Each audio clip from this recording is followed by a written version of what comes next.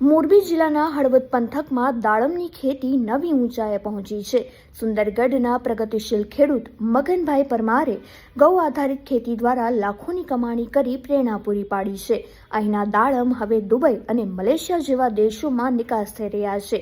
તાલુકામાં 3800 હેક્ટરમાં ફેલાયેલી ખેતી અને વાડિયાથી જ થતી સીધી ખરીદીને કારણે ખેડૂતોનો ખર્ચ ઘટ્યો છે.